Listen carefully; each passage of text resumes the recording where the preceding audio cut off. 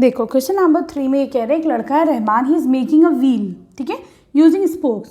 तो ये देखो जब 4 स्पोक्स, स्पोक्स क्या होती है, जो लाइनें हैं ना बेटा, ऐसे ऐसे जो लाइनें हैं इनको स्पोक्स बोलते हैं, ठीक है। जब उसने 4 स्पोक्स बनाए इस व्हील में तो सबके बीच का एंगल कितना है, 90 डिग्रीज, ठीक है।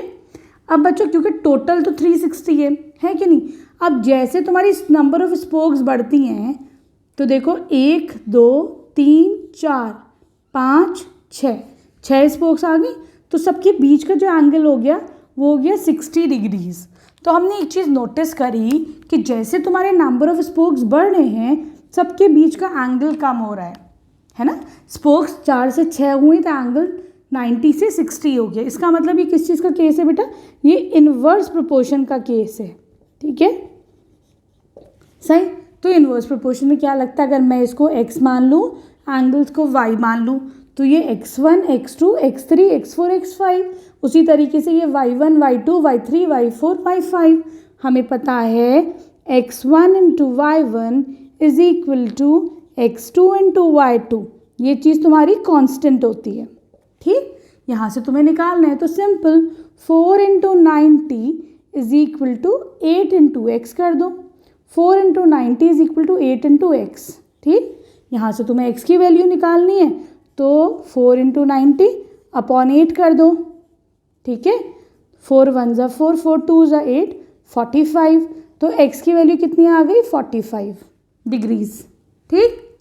आगे बढ़ते हैं, अगर तुम्हारे 4 इंटू 90 और स्पोक्स हैं 10 तो 10 इंटू वाई कर दोगे तुम, है कि नहीं, ठीक।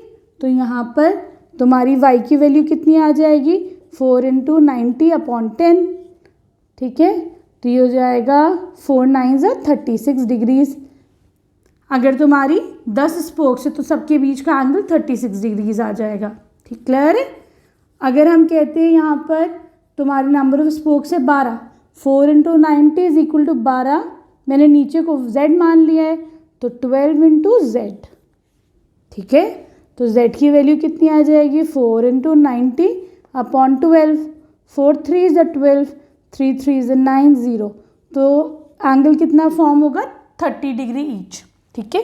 हियर वी देखो बच्चों इस क्वेश्चन में आगे अगला पार्ट है, are the number of spokes the angle formed inversely proportional, ठीक है। इसका मतलब क्या है कि यहाँ पे जो नंबर ऑफ स्पोक्स हैं और जो एंगल है वो इनवर्सली प्रोपोर्शनल है डायरेक्ट। तो ये देखो जैसे जैसे तुम्हारा नंबर ऑफ स्पोक्स बढ़ रहा है, 4 से 6 हुआ, एंगल तुम्हारा कम हो गया, नंबर ऑफ स्पोक्स बढ़ा तो एंगल क्या हुआ, हमारा कम हो गया। तो इस केस को क्या बोला जाता है, इनवर्स प्रोपोर्शनल बोला जाता है, ठीक है। तो yes they are a inverse proportion, ठीक है, क्लियर है।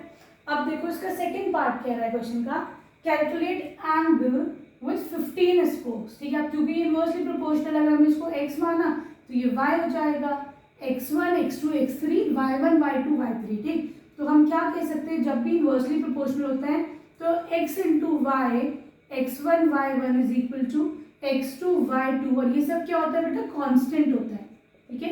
तो यहाँ पर क्या करोगे, x इंटू वाई 4 इंटू 90 किसके इक्वल हो जाएगा, अगर 15 स्पोक्स हुई तो एंगल हमने x मान लिया है तो 15 इंटू एक्स, ठीक है। अब क्या होगा, ये 15 तुम नीचे लेके आ जाओ, मल्टीप्लीकेशन में यहाँ आके डिविजन में हो जाएगा, ठीक। 5 से कर लो तुम, 5 3 ज़ा 15, 5 1 ज़ा 5, 5 8 ज़ा 40 और 3 6 ज़ा 18, 6 4 ज़ा 24। इसका मतलब क्या हुआ, अगर तुम्हारा 15 स्पोक्स है तो एंगल कितना हो जाएगा, 24 डिग्रीज, ठीक है, क्लियर। अब देखो बच्चों थर्ड पार्ट में ये कह रहे हैं कि यहाँ पे जो एंगल है वो 40 डिग्रीज है, you have to find out number of spokes. तो मैं नंबर ऑफ स्पोक्स को हम यहाँ पर कितना ले लेते हैं, ए ले लो नंबर ऑफ स्पोक्स को, ठीक है, क्लियर है। तो हमको पता है कि x इंटू वाई कॉन्स्टेंट है क्योंकि इनवर्सली प्रोपोर्शनल है, ठीक। तो देखो यहाँ पे क्योंकि इनवर्सली प्रोपोर्शनल है तो क्या हो जाएगा, 40 into 90 is equal to a into 40, ठीक है, क्लियर, सही।